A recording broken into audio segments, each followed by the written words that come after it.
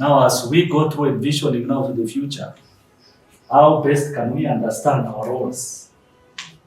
What exactly is the roles of our board of directors to support us in now thinking that strategic? And diseases have come so that they have life and have it more abundantly. And this is more about the holistic gospel that we speak about.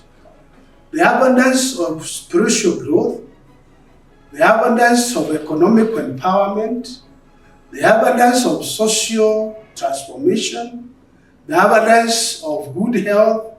This is what God is saying, despite the distraction coming to restore. And I think this is the most focus and the vision that our forefathers had in life, that people may live a dignified life. Holistic ministry, where people are socially transformed, spiritually transformed, economically transformed, even socio-political people are transformed. And that is exactly what we are doing here.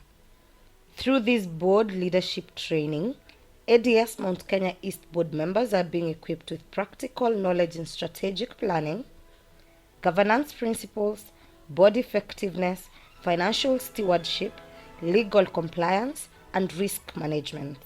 Together with our partners, World Renew and International Leadership University, we are strengthening the foundation for resilient institutions and empowered communities. But before we go further, let us have a story time from our first speaker, Dr. Kenoti, the Regional Director, Brook, East Africa. Enjoy. With a bigger challenge, and I know that Tari is here, he will tell you. The bigger challenge is you can never focus on human health only. You have to focus also on animal. Yeah. That's why I really challenge ADS. Brooke, we have come in, we really want you to develop your capacity to do animal welfare, animal health. You really have to develop that capacity.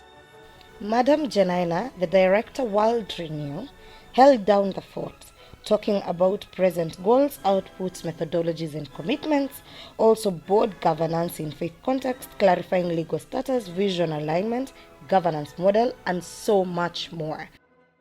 Professor Timothy Kiruhi of International Leadership University then took over. Equity and inclusiveness. Equity has to do with fairness and so on, but also inclusiveness. And I think one of the things talked about yesterday is the inclusion of the youth, but also that you can ask who else is not included. Maybe as you think about the region that ADS is serving, could there be other marginalized groups? Let me put it that way, who need to be included in your programs or in your programming so that you are taking care of everybody. Inclusiveness. Effectiveness and efficiency, of course, that's also important. You want to do things effectively, but also efficiently. The professor concluded his session having shared a wealth of knowledge on leadership and governance. Madam Janaina then took the class outside for an engaging practical session focused on committee functioning. There, board members explored how effective committees operate, the value of collaboration, and the critical role committee structures play in strengthening accountability, decision-making, and overall board effectiveness. CPA Joshua Wawero from KKCO shared his wealth of knowledge on the oversight role of the board on financial matters. Nevertheless, allow me to hook you up with what we had done the past 2 days. The ADS Mount Kenya East management and the board got to enjoy dinner with the ACK Mount Kenya Hospital staff to get feedback and also appreciate them for the exemplary job that they do. We see you, we hear you, you are appreciated.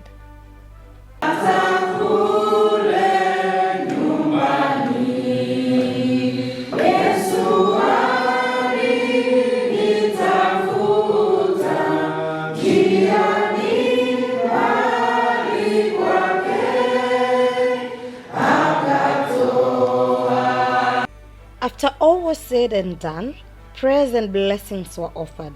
Certificates for the training were issued.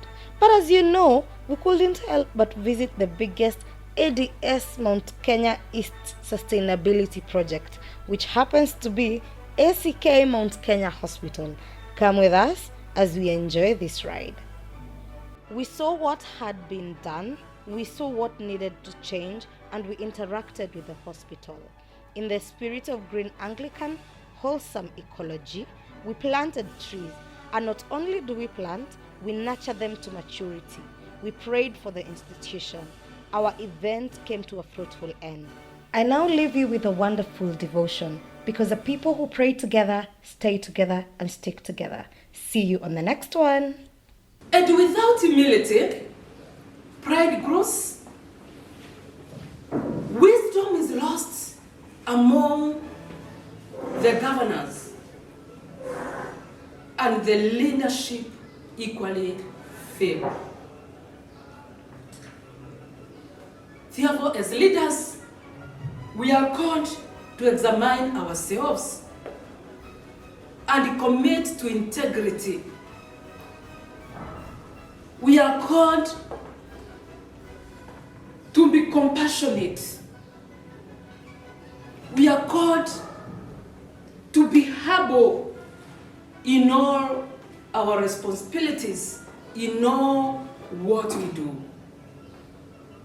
And when our hearts are right with God, then our governance becomes effective,